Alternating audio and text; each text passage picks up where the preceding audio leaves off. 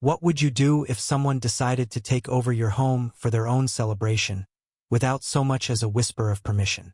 For me, that question wasn't hypothetical, it was the spark that ignited a firestorm in my quiet life. My name is Elias Harper, and this is the story of how my idyllic suburban home became the battleground for a war against the iron-fisted grip of my neighborhood's homeowners association, led by the indomitable Karen Whitmore. What began as a simple misunderstanding spiraled into a clash of wills, a demolition of dreams, and a bitter lesson in the cost of vengeance. It all started on a crisp October morning. I was sipping coffee on my porch, the kind of porch that's perfect for lazy Sundays, with its weathered rocking chair and a view of my meticulously tended garden. My little slice of paradise sat at the edge of Willow Creek, a gated community where every lawn was manicured to perfection, and the HOA's rules were scripture. I'd bought this house 5 years ago, after a messy divorce left me craving solitude. The garden was my sanctuary, a place where I could coax life from the soil and forget the chaos of the world. But that morning, a letter from the HOA shattered my peace. The letter, printed on crisp HOA letterhead, informed me that my property had been selected as the venue for a wedding, Karen Whitmore's daughter's wedding, to be precise. The date was set for next Saturday, and the HOA expected my full cooperation. No phone call, no knock on my door, no polite request. Just a command, as if my home were public property. I laughed at first, thinking it was a mistake. But when I called Karen, the HOA president, her voice was all syrupy condescension. "Elias, dear, your yard is the largest in the neighborhood, and it's simply perfect for Emily's big day," she said, as if I should be flattered. "We've already sent out the invitations. You'll need to clear out your patio furniture by Friday." "Karen, you didn't ask me," I said, my grip tightening on the phone. "This is my property." "Oh, Elias, don't be so selfish. This is for the community. Besides, the HOA bylaws allow us to use common areas for events." "My yard isn't a common area," I snapped, but she'd already hung up. Fury simmered in my chest. I wasn't some pushover who'd let Karen Whitmore steamroll me. I dealt with her kind before, people who wielded rules like weapons, who believed their vision of community trumped individual rights. But this wasn't just about a wedding. It was about control, about Karen's relentless need to dominate every inch of Willow Creek. I wasn't going to let her win. I spent the next few days digging into the HOA bylaws, a labyrinth of legalese that made my head spin. Buried in the fine print, I found a clause. Homeowners could make structural modifications to their property with 48 hours notice to the HOA, provided they complied with local codes. A plan began to form, one so audacious it made my heart race. If Karen thought she could commandeer my home, I'd show her just how far I'd go to take it back. Enter Javier, my old college buddy who now ran a demolition company. Over beers at a dive bar, I laid out my situation. Javier's eyes lit up with a mischievous glint. "You want to send a message, amigo? I've got a crew and a wrecking ball ready to roll. We can make it theatrical. Legal, though," I warned. "I'm not going to jail over this." Javier grinned. "We'll keep it by the book.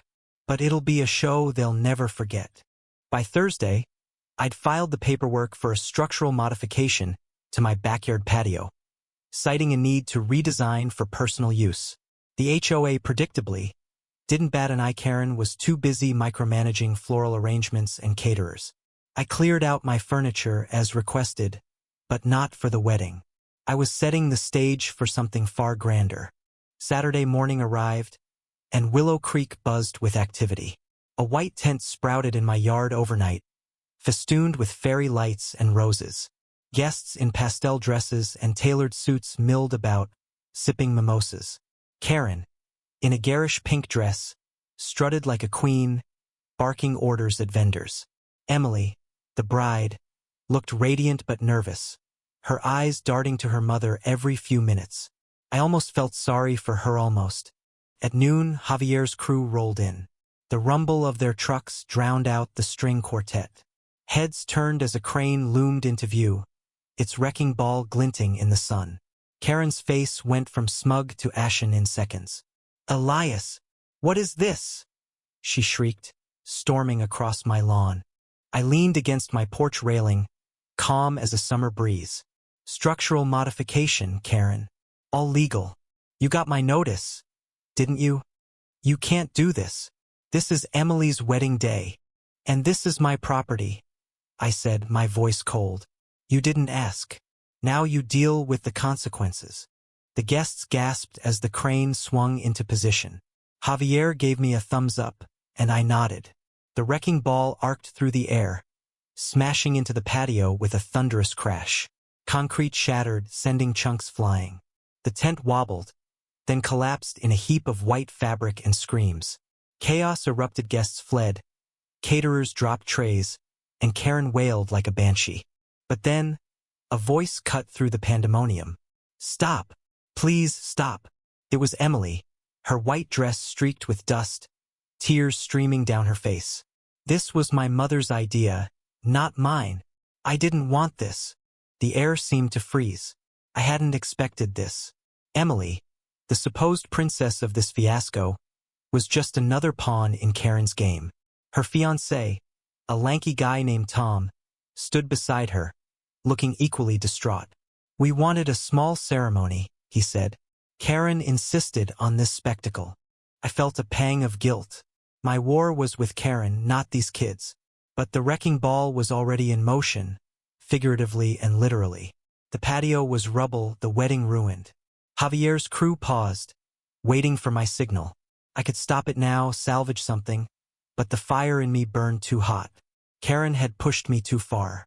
"Keep going," I told Javier. The demolition continued, each swing a release of years of pent-up frustration. Karen collapsed to her knees, sobbing, as her perfect event crumbled. The guests were gone, the vendors packing up. Emily and Tom stood hand in hand, watching their dream day die.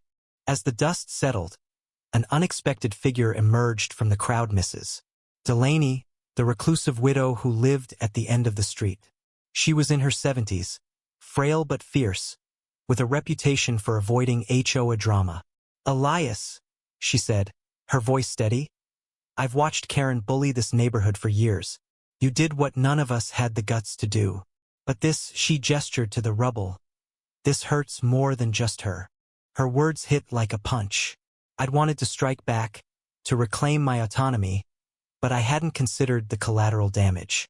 Emily's tear-streaked face, Tom's defeated slump, the neighbors who'd lost faith in the community. It was all on me. Mrs. Delaney's quiet courage, calling me out in front of everyone, shifted something in me. She wasn't just a bystander. She was the conscience I'd ignored. I turned to Emily and Tom. "I'm sorry," I said, the words tasting like ash. "I didn't know this wasn't your choice. I'll pay for a new venue, wherever you want." Emily shook her head. "It's not about the money. It's about trust. You and my Momiuri both so caught up in winning, you forgot what this day was supposed to mean." Her words lingered as the crowd dispersed. Karen slunk away, her reign over Willow Creek shattered. The HOA held an emergency meeting the next week, and she was ousted as president. But the victory felt hollow. My garden, once my refuge, was a graveyard of concrete and regret. I'd won the battle, but at what cost?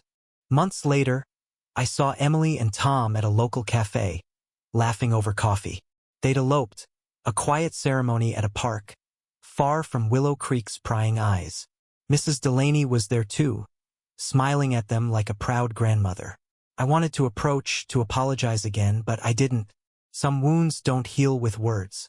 I sold the house that spring. The garden was gone, and so was the man who'd tended it. I'd fought for my home, but in my rage, I destroyed something deeper, my sense of community, my empathy, my peace.